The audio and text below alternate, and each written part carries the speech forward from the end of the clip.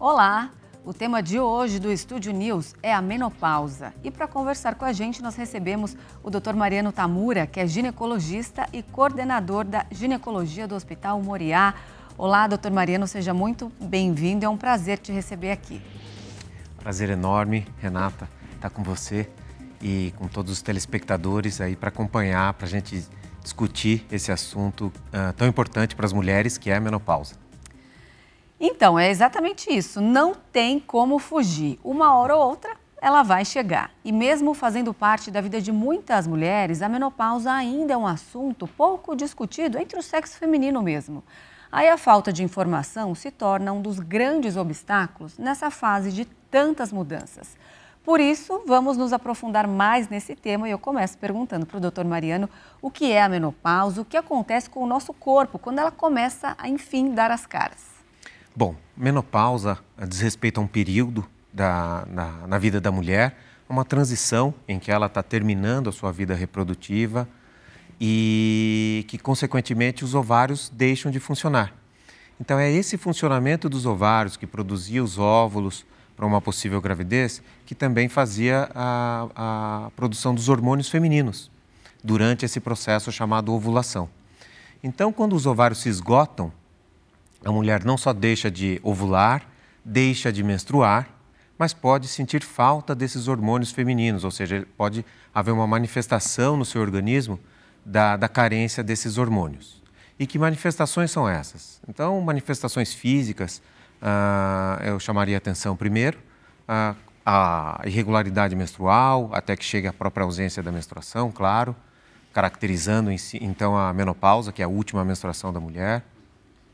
As ondas de calor, os fogachos, que são tão marcantes nesse período e podem ser realmente o primeiro alarme, a luz amarela de que a menopausa está chegando.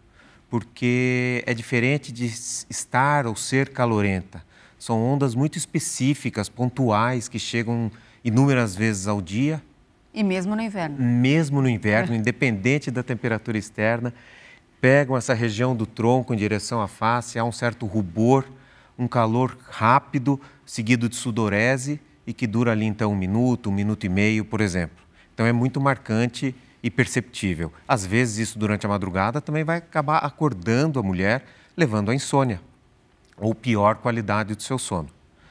Outros sintomas físicos muito relatados pela mulher nessa transição da menopausa, ganho de peso, em especial aumento da circunferência abdominal, piora da qualidade da pele, do cabelo e das unhas, falta de lubrificação vaginal.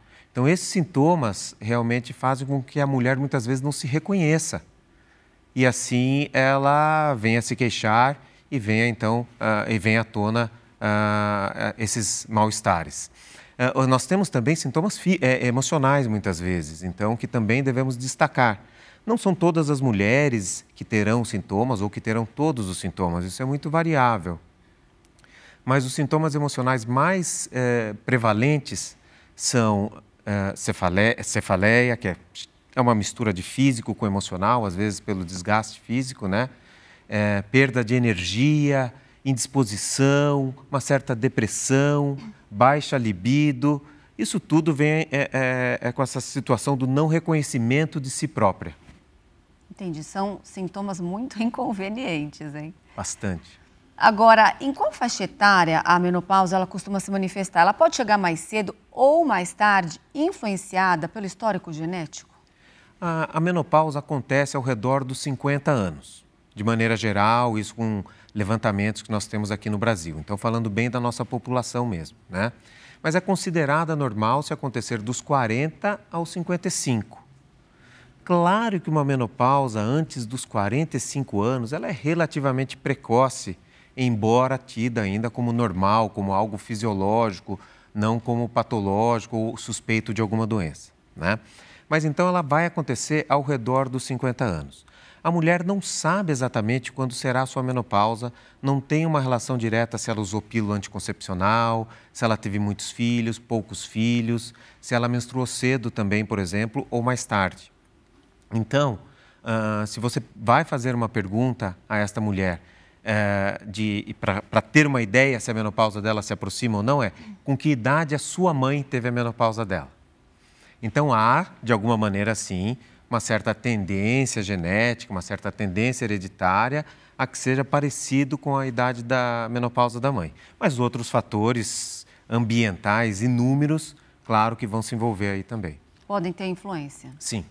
Por exemplo, o tabagismo antecipa, às vezes, a menopausa. Ah, interessante. Hábitos de vida não saudáveis podem ter essa interferência também? Nós não temos isso de uma maneira bem clara, né? Hoje se discute muito sobre cheirormônios, pesticidas e tantas coisas que podem eventualmente influenciar na nossa saúde. Mas não temos isso de uma maneira muito bem definida. Tamanho número de fatores que estão agindo ao mesmo tempo e a dificuldade que nós temos para estudar cada um de maneira individualizada. Agora, quando que a gente sabe que a menopausa, de fato, chegou? Precisa de um tempo determinado ali, sem a menstruação, para dizer realmente que essa mulher está na menopausa? Então, a menopausa, se a gente for bem rigoroso do ponto de vista científico, é a última menstruação da mulher. Então, a primeira menstruação chama-se menarca e acontece num período chamado puberdade. A última menstruação chama-se menopausa e ela acontece num período chamado climatério. Mas a gente usa como sinônimo no dia a dia, menopausa, climatério, é essa transição, tá? Então, essa menopausa é a última menstruação que aconteceu na vida dessa mulher e você tem certeza que ela não voltará a menstruar passado um ano. Ah, então são 12 meses sem nenhum sinal de menstruação para dizer que aí sim entrou. Se um dia perguntarem, né, com que idade foi a sua menopausa? É a idade em que teve a última menstruação. No entanto, pode ter acontecido recentemente e você não saber se vai voltar a menstruar ou não. Está com um atraso de 3 meses, 4 meses. Então, antes que a menopausa se imponha, a mulher pode passar por um período em que ela menstrua mais vezes, depois ela menstrua menos, depois regularmente, depois muda de novo, né?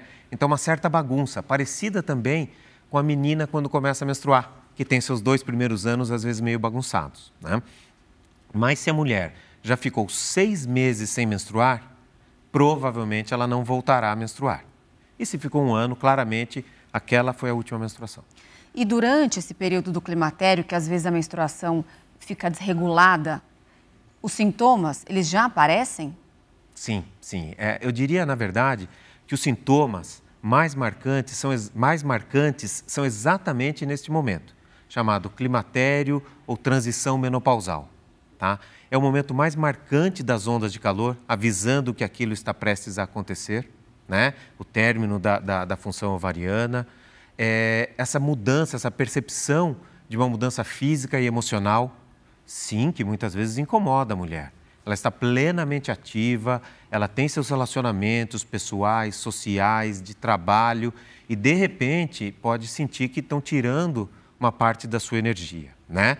Então, isso costuma acontecer, esses sintomas, essas queixas, na transição menopausal. Isso diz respeito a, por exemplo, 2 anos antes da menopausa, até 1 ano ou 2 anos depois. Agora, tem algumas coisas que se impõem, que fazem parte da menopausa e também do passar da idade, e que elas vão ser progressivas. Por exemplo, o enfraquecimento ósseo. Todos formamos ossos fortes até os 30, 30 e poucos anos e depois perdemos lentamente. Só que a mulher, quando chega na menopausa, o homem e a mulher estão perdendo, a mulher perde, cai um degrau bem maior. E depois, lá na frente, vão se equilibrar novamente, mas já com os ossos frágeis. Então, esta fragilidade continua. As questões genitais, de piora da lubrificação, o enfraquecimento da mucosa genital, às vezes um pouco de incontinência urinária, são coisas que podem, infelizmente, progredir e piorar com o passar do tempo. Essa questão da pele também é uma coisa progressiva. Então, nós temos aqueles sintomas mais marcantes de alarme, que são da transição, e nós temos outras coisas que perduram. Entendi. Agora, uma pesquisa realizada pela plataforma Plenapausa revelou que 82% das mulheres sofrem de depressão e ansiedade nesse período. Achei bastante coisa. Com uma média de idade aí de 47 anos, as entrevistadas relataram sofrer de um ou dos 2 sintomas simultaneamente identificados logo quando a menopausa chega. Esses sintomas, eles costumam durar um tempo considerável? Você estava dizendo que eles aparecem nesse período aí do climatério. Em muitos casos, medicamentos específicos para esses problemas precisam ser indicados? Muitas vezes, os estabilizadores de humor ajudam nesse tipo de sintomas, né? É uma classe de antidepressivos que trabalha com serotonina, com noradrenalina e que ajuda muitas vezes, então, a equilibrar o status emocional, buscando que a pessoa não tenha seus repentes, digamos assim, momentos de alta irritabilidade, ansiedade e atitudes que ela se arrepende depois, mas ao mesmo tempo dando certa energia para lidar com os problemas do dia a dia, que são aquelas situações que a depressão te tira, né? Tira essa capacidade vital. Então, muitas vezes, medicações assim são utilizadas ou utilizadas temporariamente. Mas dá para entender, então, que há mudanças realmente relacionadas aos neurotransmissores, que modulam o nosso humor, o nosso bem-estar, o nosso raciocínio e tudo mais. E há essas outras mudanças, como eu falei, que certamente impactam, que também é da autoimagem, da autoconfiança, como cada um se sente nesse período. Então, para algumas pessoas, uns déficits de desempenho vão ser mais temporários. Para outras, pode ser que aquilo impacte de uma maneira mais contínua e que ela precise de um apoio por um tempo mais prolongado. O outro aspecto, né, é que nós vamos ver como cuidar de cada mulher de acordo com as suas possibilidades, indicações, contraindicações, sintomas, buscando sempre, sempre, sempre o bem-estar. A gente gostaria muito de poder oferecer e dizer com segurança que nós estamos aumentando também a longevidade. Há uma expectativa, sim, que por vezes a gente cuidando desse bem-estar, a gente aumente a longevidade, mas isso não é completamente estabelecido. Só que o bem-estar já é uma peça-chave fundamental. E imagina que num quebra-cabeças, onde você perdeu uma peça e isso bagunçou aquele quebra-cabeças, muitas vezes a reposição hormonal é exatamente esta peça, que faz as diversas conexões e que reconecta a mulher a se auto-reconhecer. Porque a gente fala também, não é para você, eu sei que, a mulher constantemente fala, realmente eu não quero ser a minha amiga, mas eu quero me reconhecer no que eu sempre fui. Muito bem explicado, falando exatamente de um dos pontos aí que você tocou, as alterações do ponto de vista sexual. Muitas relatam falta de libido. Isso realmente acontece. E ele deve ser tratado de que forma? Então, a libido é outro aspecto super importante e a gente considera sempre a menopausa para essas mulheres, considera o momento que elas estão vivendo, mas não deixa de perguntar e discutir sobre tudo que está no seu entorno para que a gente entenda a verdadeira causa daquilo e possa ser assertivo, possa ser correto no tratamento que buscamos. Tudo bem também que se a gente, numa parceria médico-médica com o paciente, a gente tentar um caminho e não der certo, nós temos chance de ir para outro caminho, né? Mas então a libido, como ela é multifatorial, a gente vai buscar saber o relacionamento, a vida, o estresse, estresse econômico, mais uma vez, pessoal, familiar, às vezes os pais estão numa idade que requerem cuidados, também os filhos ainda requerem bastante atenção. Então, há um desgaste muito grande. A gente busca entender isso e saber o seguinte, nessa questão da libido, um ponto-chave, né? Será que você está com dificuldade em ter a vontade sexual, em ter relação com o seu parceiro ou sua parceira? Ou parece que tiraram você da tomada? De repente, está tudo bem, você poderia está tudo certo para você ter vontade de namorar, mas veio alguém e desligou. Aí, muitas vezes, essa situação é uma situação orgânica e hormonal. E uma reposição hormonal pode ajudar. Outras vezes, quando é todo o contexto, é melhor que a gente busque esses fatores e vá corrigindo um a um, ou ajudando em um a um. Por isso que cada caso tem que ser estudado, ali, analisado individualmente. E você tocou num ponto também super importante, falando ainda mais de mulher, essa questão da vaidade. A menopausa afeta a autoestima de muitas delas, porque são muitas mudanças desagradáveis. Você citou vários sintomas aqui que afetam ali diretamente na vaidade, como ganho de peso. Já vi muita gente dizendo que a composição corporal muda. Gente que tinha cintura, perdeu a cintura, mudou mesmo a composição do corpo.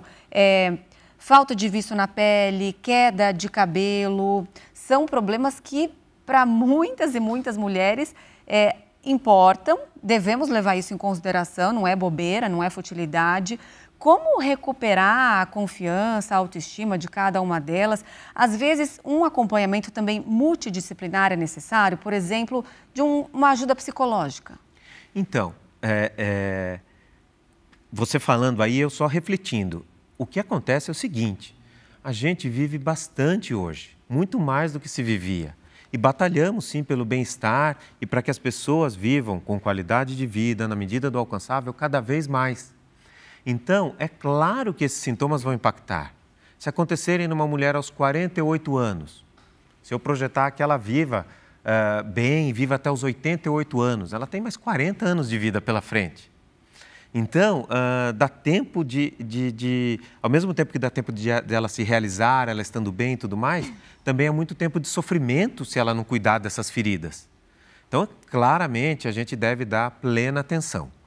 Quanto ao cuidado multidisciplinar, é muito bem tocado aqui. Vai depender de caso a caso, realmente, quais são os principais sintomas, os efeitos que cada um está passando, a fase da sua vida, porque saúde é muito legal quando a gente pensa nisso. Não é estática, ela é dinâmica. Então, a saúde de ontem não é igual a de hoje, que não é igual a de amanhã, né? E, por vezes, também, então, o acompanhamento psicológico pode ajudar. Claro que pode. Psicológico ou até psiquiátrico, a depender de cada caso, né? Outras vezes, alguém tem uma contraindicação direta, por exemplo, a uma reposição hormonal. Quer dizer que essa pessoa, então, ela deve ser abandonada nos seus sintomas? Claro que não. Vamos lá, o que a dermatologista pode fazer pela pele, pelo cabelo, pelas unhas. O que nós podemos fazer do ponto de vista nutricional, por uma boa alimentação, por esporte?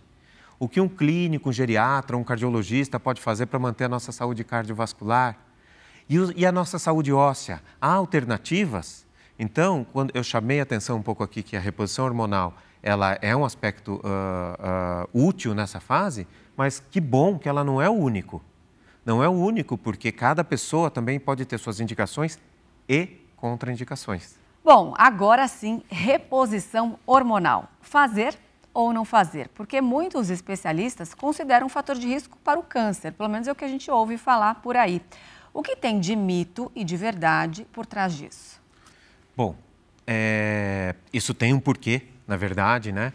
Então, passa da época em que a menopausa era pouco reconhecida, até ser reconhecida, até a questão dos estudos com a reposição hormonal, e uma reposição hormonal muito frequentemente indicada, até o início dos anos 2000, quando veio um grande estudo acompanhando dezenas de milhares de mulheres por anos e anos. E aí esse estudo acabou mostrando de uma maneira convincente o aumento do risco de câncer de mama para as mulheres com reposição hormonal usando estrogênio e progestagênio, que são os dois hormônios femininos, tá? Em especial quando passa-se de 5 anos utilizando esses hormônios. Porém, que bom que a ciência não para e os estudos continuam. Tanto, na verdade, o detalhamento desse próprio estudo, novos dados que vêm vindo à tona com o passar dos anos, porque a coleta de dados, os registros continuaram até uma análise final, e novos estudos que foram feitos então, né?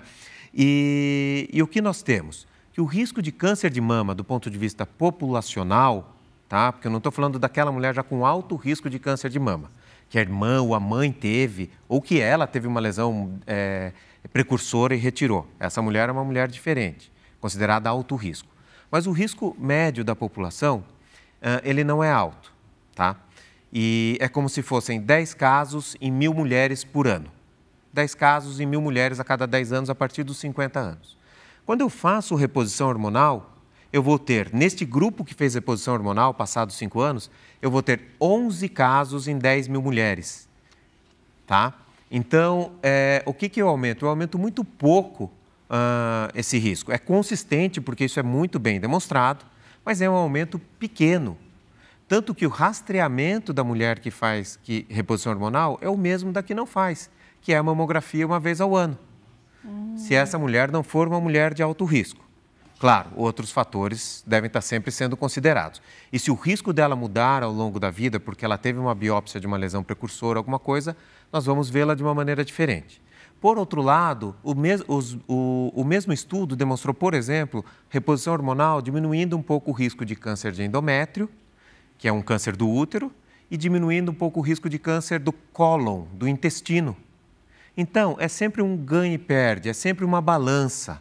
Por isso que não é uma indicação universal, não dá para dizer que não há riscos associados ou que todas deveriam utilizar. A gente vai ter que entender cada caso, explicar esses riscos, inclusive cada pessoa pode interpretar o risco de uma maneira diferente. Eu posso apresentar os números e uma paciente falar, eu quero fazer reposição hormonal, e outra falar, eu prefiro não fazer, vou me sentir mais tranquila se eu não fizer. Agora, existe um tempo adequado para o início da terapia hormonal? Eu já ouvi falar daquela chamada janela de oportunidade, que é um período ali de 10 anos após a menopausa ou até os 60 anos de idade. Fica um pouco confuso. Isso está correto? E pacientes também, então, que ficariam fora dessa janela, teriam alguma contraindicação? Está super correto, faz sentido. Eu vou tentar explicar um pouquinho, né? O que acontece é o seguinte, são diversos aspectos que dizem respeito a essa janela de oportunidade. Então, alguns deles, claro, quanto aos sintomas, um bem-estar que venha já nessa transição aos 50 e poucos anos, quanto à proteção óssea, porque você pega quando os ossos começariam a se enfraquecer de uma maneira mais marcante, né? Mas outros dados que nós temos é que as mulheres, o estrogênio, na verdade, o hormônio feminino, ele leva a uma proteção cardiovascular, melhora do colesterol e proteção cardiovascular. Já essas mulheres, nesse estudo, por exemplo, que acompanhou dezenas de milhares de mulheres, mostrou aumento de risco de infarto e de AVC com a reposição hormonal. Mas muitas delas, e aí a comunidade científica toda se perguntou por quê? E muitas delas, na verdade, tinham começado a fazer o uso de hormônio após os 60 anos. Então, talvez haja aqui que está essa questão da janela de oportunidade. Que o estrogênio, quando utilizado nesta transição hormonal, ele vai melhorar a elasticidade dos vasos sanguíneos e vai melhorar o perfil do colesterol. Ele vai, então, consequentemente, melhorar para essa mulher ou diminuir os seus riscos cardiovasculares. No entanto, se essa mulher já teve um prejuízo dos seus vasos sanguíneos, já teve uma piora do colesterol, já teve um certo entupimento desses vasos, quando ela começa a usar hormônio tardiamente, ou seja, depois dos 60 anos, vai haver um outro efeito do estrogênio nesses vasos sanguíneos, que é um efeito inflamatório. Esse efeito inflamatório leva a mais formação de placas e pode aumentar o risco cardiovascular. Então, enquanto num primeiro momento melhora a elasticidade, melhora o colesterol, se esse estrogênio chega ali tardiamente, quando o vaso já está danificado, ele só vai aumentar uma certa inflamação nesse vaso. É aí que está a janela de oportunidade. Por isso que, então, a reposição hormonal, quando feita a partir da transição, ela talvez traga maiores benefícios para a mulher, de qualidade de vida, e aí disso que a gente está falando que tem que ter muito zelo, muito cuidado para citar, mas é de longevidade, que é menos risco cardiovascular, por exemplo, e aí fala-se também em menos eventos de demência, de Alzheimer, mas os estudos ainda, sabe, os dados não são 100% consistentes. Então, eu acho que a gente tem que ter atenção, cuidado e deixar isso claro. Então, existe, por exemplo, alguma contraindicação à terapia hormonal? Você explicou muito bem sobre essa relação com doenças cardíacas. Quem já tem algum tipo de problema como esse, com o coração, não poderia fazer? Então, exatamente. O que acontece? Contraindicações à reposição hormonal. Histórico de alto risco de câncer de mama, por mãe ou irmã, principalmente câncer abaixo dos 50 anos de idade, ou um câncer prévio, que a própria mulher já teve e tratou no início, ou uma lesão precursora de câncer, uma contraindicação de mama, eu estou falando, né? Ter tido um evento cardiovascular, como um AVC ou como um infarto do miocárdio. Isso é uma contraindicação à reposição hormonal. Ter risco elevado para trombose, porque o estrogênio pode aumentar um pouco o risco de tromboembolismo. Então, ter histórico de trombose, por exemplo, né? Então, ter nódulos que podem ser precursores de câncer no fígado. O estímulo hormonal pode levar ao crescimento desses nódulos. Então, veja, uma questão no coração, uma questão na circulação, no fígado, nas mamas, tá? Ter tido um câncer de endométrio ou estar com uma lesão precursora de câncer do endométrio, que é do útero. Esse endométrio ele pode crescer pelo estímulo do estrogênio. Então, nós também vamos ter que selecionar que caso pode ou não pode. Então, há, de maneira nítida, algumas contraindicações. O tabagismo também, porque o cigarro aumenta o risco das tromboses. Muito interessante. Agora, pegando ali por um outro lado, quem não tem nenhum tipo de histórico, contraindicação, e ali, uma paciente foi no consultório, no caso dela, é indicada a reposição hormonal. Ela começa a fazer. Quais os efeitos assim, imediatos que logo ela já começa a sentir? Todos aqueles efeitos indesejáveis, eles melhoram? E isso é a curto, longo, médio prazo? A gente pede que a paciente persista, né, com a reposição os primeiros 15 dias. Porque é quando ela vai começar a colher os frutos de ter alívio nos seus sintomas. São aqueles que estão atrapalhando no dia a dia, de menor disposição, das ondas de calor que são tão perceptíveis, né? É quando começa a se equilibrar o nível hormonal. Também durante esse primeiro mês, digamos assim, é que ela pode perceber alguns efeitos colaterais.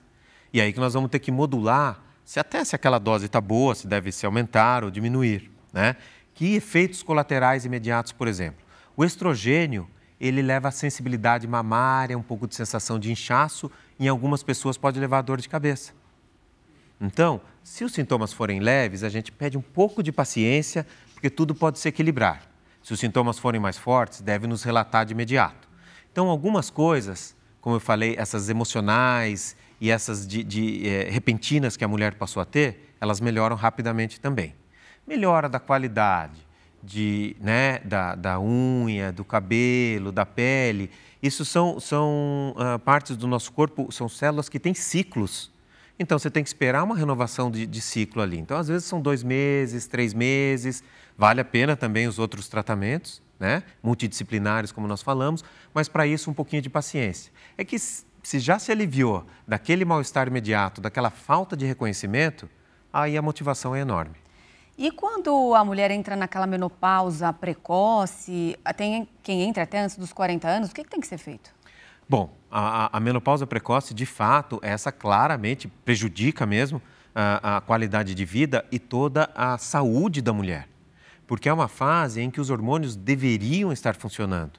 Então, a gente vai para alguns exames, inclusive para tentar esclarecer, que inclui exames metabólicos e exames genéticos, né? Isso de um lado. Tem outro lado que é o aconselhamento dessa mulher, porque realmente talvez ela não consiga mais ter filhos, porque talvez os ovários tenham se esgotado, então nós temos que checar se isso aconteceu de novo. Também ter todo o histórico de saúde dela, às vezes foi uma quimioterapia que adiantou essa menopausa, uma radioterapia, uma cirurgia que já tirou um dos ovários e aí ficou dependendo só de um outro ovário, ele passou a ter uma doença. Então nós vamos entender essa mulher para cuidar dela, mas é claramente indicada a reposição hormonal para uma mulher que teve a menopausa precoce. Tá? Em especial essa menopausa antes dos 40 anos. Até quando? Até ao redor dos seus 50 anos, quando depois aí cabe a ela decidir se quer manter a reposição hormonal ou não. Você falou muito bem aqui sobre o tabagismo. Hábitos de vida saudáveis, como alimentação equilibrada, exercício físico, são sempre muito bem-vindos. Nesses casos, eles podem de alguma forma ajudar quem está passando por tudo isso? Ajudam. Por quê? Ajudam no bem-estar, ajudam quando você faz exercícios. Então, não só sua autoimagem, sua autoconfiança melhora bastante, né?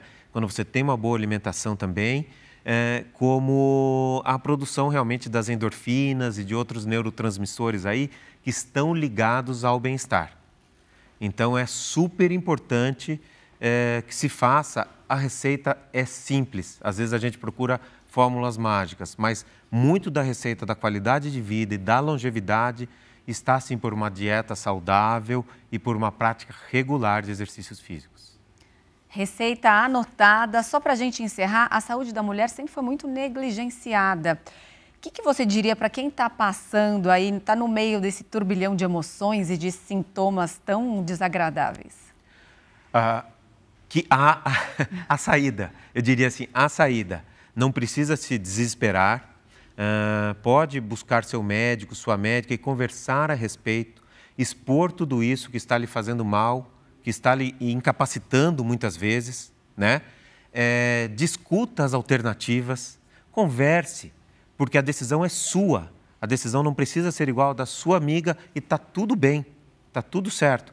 Tem as pessoas que buscam a maneira mais natural de passar por isso, as pessoas que buscam fitoterápicos, as pessoas que vão buscar todo o ajuste nos seus hábitos, as pessoas que querem algo no sentido de equilíbrio hormonal, e está tudo bem e seguro, desde que bem indicado e monitorado.